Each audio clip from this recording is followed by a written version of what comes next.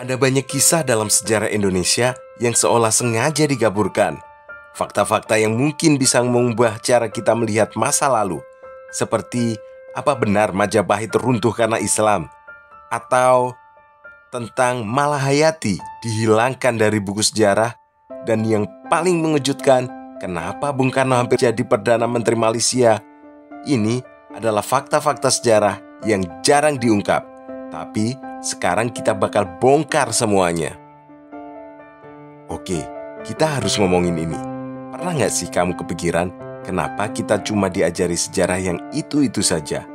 Kenapa ada beberapa fakta yang kayak sengaja dihilangkan dari buku sekolah? Misalnya, bener gak sih kalau Majapahit runtuh karena Islam? Atau jangan-jangan ada sesuatu yang lebih besar terjadi di balik itu? Atau ini deh, kenapa Malahayati, laksamana perempuan tangguh dari Aceh, hampir gak pernah disebut di buku sejarah sekolah? Padahal doi ini legendaris banget.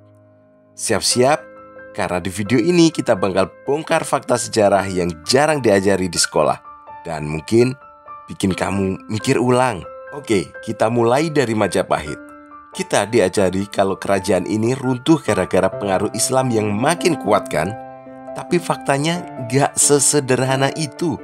Jadi gini, menurut beberapa sumber, runtuhnya Majapahit lebih banyak dipengaruhi perebutan kekuasaan internal. Ya, bukan cuma faktor agama, tapi juga perang saudara antar sesama keluarga kerajaan. Bayangin, kayak drama Game of Thrones versi Nusantara. Ada catatan sejarah yang bilang kalau justru raja-raja Islam waktu itu banyak yang masih punya darah Majapahit. Raden Patah yang mendirikan Kesultanan Demak disebut-sebut adalah anak dari Raja Majapahit sendiri. Jadi kalau dibilang Islam bikin Majapahit runtuh, ya sepenuhnya benar juga sih. Nah, kalau yang ini siap-siap kaget, karena kita punya pahlawan perempuan yang bahkan lebih badass, lebih keren, lebih tangguh dari banyak jenderal cowok. Namanya Malahayati. Doi adalah laksamana perempuan pertama di dunia, bahkan sebelum Joan of Arc atau tokoh perang wanita lainnya. Malahayati mimpin armada laut Aceh dan sukses bikin VOC ketar-ketir. Yang lebih gila lagi, dia berhasil membunuh Cornelis de Houtman, pelaut Belanda yang pertama kali datang ke Nusantara. Udah beberapa kali kita dengar nama Houtman di pelajaran sejarah, tapi Malahayati yang ngebunuh dia malah gak pernah disebut. Nah, ini yang bikin banyak orang curiga. Ada yang bilang karena Malahayati mengganggu narasi sejarah kolonial yang lebih suka menggambarkan Belanda sebagai pihak yang kuat. Jadi, kisahnya sengaja ditenggelamkan secara harfiah dan metaforis. Kita tahu Presiden Soekarno itu sangat menentang pembentukan Malaysia. Bahkan ada slogan terkenal Ganyang Malaysia yang menggema di masa itu. Tapi gimana kalau dulu Soekarno hampir jadi Perdana Menteri Malaysia? Ya, kamu gak salah dengar. Bapak proklamator kita sempat diusulkan untuk memimpin negara tetangga itu. Jadi gini ceritanya.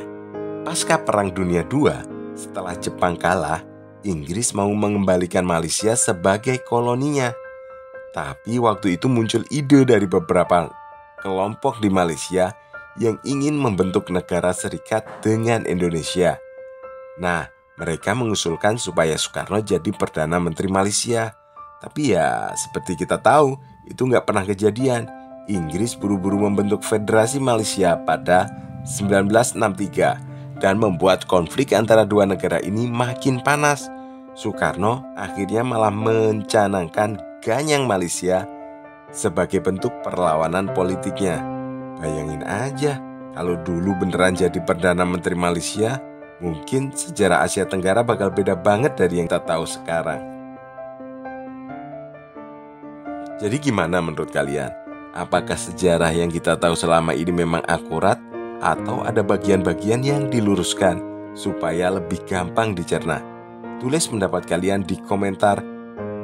Kalau kalian punya teori lain sejarah yang jarang dibahas, kasih tahu juga ya. Jangan lupa like, share, subscribe biar kita bisa terus bongkar fakta-fakta sejarah yang tersembunyi. Sampai jumpa di video berikutnya.